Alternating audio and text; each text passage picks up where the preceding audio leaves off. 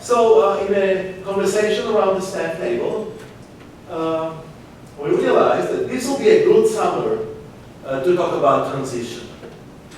Well, just try to guess why. We're moving to our new temple, and there are a lot of changes. Oh my God, changes. Judaism and changes. Jews and change. It's fantastic. There's thousands of jokes about how Jews relate to change. And the fetching and everything else. But I'll leave it aside. So we decided to invite this summer, in addition to the clergy who are going to speak, so please don't worry. We don't miss those opportunities. We decided to invite individuals to be able to share this transition, change, journeys of their lives, to teach us something about their lives, to be able to open their own Torah. Because each one of them, like each one of you, is a Torah on itself. And so to open their scrolls, and to be able to share some of their stories, and for us to learn more about people in our congregation, which is something that we definitely need to do as a community that is moving together to a whole new location. So we decided to open tonight with the words of Cantor. Even though you're sick to death of me. No way. First of all, I want to thank Tom and Ross for playing with me tonight, without whom I would not be here. I actually want to give a huge thank you to Tom and his wife Suzanne, because it didn't out me for the last year. And Tom particularly has been my mentor for all things guitar. So what is transition? The noun means the process or a period of changing from one state or condition to another. And by the way, this is congregation participation, and I'll let you know when you have to participate. So those of us who grew up as musicians are taught that there are approximately 5 fixed periods of classical music. The early periods are based upon a Christian rather than a pan-ethno understanding of the world. As a college music major, I was required to compose in every one of those styles, therefore gaining an understanding of the specific harmonies and melody lines. And with our individual instruments, whether it was voice, keyboard, guitar, string or brass, we had to present programs with the composers from each period. So loosely speaking, they are as follows. Gregorian chant, unaccompanied male vocal chant based in the Catholic Church, most often without any harmony. This was part of the medieval period, approximately from the end of the fall of the Roman Empire to the end of the Dark Ages. Next came Renaissance, from about 1400 to the early 1600s, also having its roots in the church, with the difference that there is now polyphony, or more than one voice with another voice. And there's also a rise here of secular poetry being set to music, so it's not just faith-based as Gregorian chant was. The next period is Baroque, approximately 1650 to 1725. The roots of the church, since the major sponsors were still churches and or nobility with ties to the church. Extremely florid, many interconnecting voices, and themes that complement and play upon one another. Think Bach and Cantor. More secularism comes into the works, and although religion continues to be the main theme, there is now also Protestantism as a main force. Classical period, approximately 1725 to 1825. Less strictly tied to religious music and much cleaner lines. A sort of backlash against the excesses of Baroque. Many ties to opera and grand symphony works, such as Mozart and early Beethoven. Romantic, approximately 1825 to the very early 20th century, very much tied to emerging nationalism of individual European countries. Huge orchestration, lush harmonies, and themes based on the folklore and myths of each country. Think Mahler and think Wagner. 20th century. This period was directly informed by the Romantic ideas, with the difference that musicians were becoming pan-world due to both modern travel and World War I. There is still a tie to the folk themes of individual countries, particularly in America, where composers are heavily influenced by blues and jazz.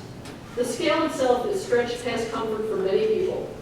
This would seem laughable to Arabic musicians who have 104 modes. They can hear the grass grow, but we couldn't even follow 12 tones. Remember that there were riots in the street following the premiere of Stravinsky's Rite of Spring in Paris. And remember that both Stravinsky and Schoenberg were Jewish. All of these musical shifts or transitions. We listen to every single period just discussed still today. Symphonies regularly play selections from them all, and churches still have services featuring chant. But what do you think the monks said about secular love songs? And this is where you participate. What's the title of my sermon? Exactly. That's what they said.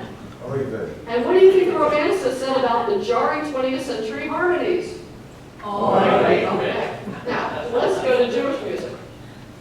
After the destruction of the Second Temple, instruments were banned in services, which itself had replaced sacrifice.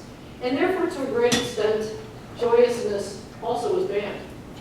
And it wasn't until the late 15th century, 1,500 years later, that we got Solomon Arasi, our first polyphonic composer. His patron was the Duke of Mantua. And his music just sounds like any other Italian early Baroque music. You can't tell it's Jewish until you see the Hebrew. So just like in the early church, a male voice chanted Jewish prayers. And then we had a very tiny and very short Baroque period because of Rossi. In the meantime, shtetl dwellers in Eastern Europe were playing instruments at weddings and using secular melodies learned from the Gypsies and their other non-Jewish neighbors. And also in the meantime, Sephardi Jews were writing songs set to love poetry, based on Arabic modes. Then in the mid-1700s, we started to have polyphony, with a male cantor plus a bass and a voice soprano. Nothing was written down, everything was learned by ear. And then, with the advent of Reform Judaism, in approximately 1820s Germany, we had our first real choir with mixed voices. Still, the great cantor period continued on, and Jews such as Gershwin, Rodgers and Hammerstein, and all the other greats that we know from Tin Pan Alley, and again Mahler, took the sounds of a more open world that they could mingle with, and mixed them with the sounds of their childhood, and wrote something new. The great cantor period died out with the onset of the Holocaust, and the choir was king. And after that, Reform Judaism formed an actual school for cantors. 35 years after that, we had our first female cantors. All of these are transitions. What do you think male cantors said about female cantors? What do you think traditional Jews said about choirs? Especially mixed choirs. And what do you think classically trained singers said about camp music? Okay. My personal transitions. I started playing piano at the age of 4. And I started singing in choirs and musical theater a few years later. In college, I continued to study piano and voice, and I also studied jazz piano. I wrote the music for 2 theater shows while in college, and I played the piano for some others. I went to New England Conservatory for my master's as a 3rd string major, which is technically a mix of classical and jazz, but really it was learning how to hear music, sing, and play anything back that anyone threw at me. More musical theater, art song, folk music, and opera. And then came cantillation. And it was cantillation, not other Jewish music, that got me interested in the cantor. And then came the commitment of being a real cantor and attending HUC.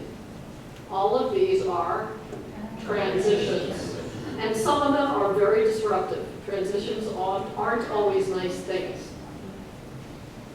What do you think Lenny said when I told him we were going to Israel?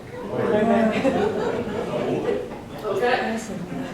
However, the biggest transition of all for me has been the certainty that no one is the boss of me. My mantra since the age of 5, my transition is realizing that I have 730 families who are the boss of me. And that was a huge transition. And therefore, I am trying to embrace at least some aspects of a pop concert, just as a symphony musician might struggle with the pop series of the symphony, as long as I can keep dipping, as a symphonic organization does, into the past periods of glorious and authentic Jewish music. The guitar is not the enemy. The abandonment of the past in its entirety is. And to that I say a hearty, boy. We were none of us the Jews that our ancestors were, and we're not the Jews that our grandchildren will be. I am not the musician I was in college. This is not the building we are going to continue to stay in, but the only thing that matters in the end is that we all move forward together. And let us say together, not amen, but. Amen.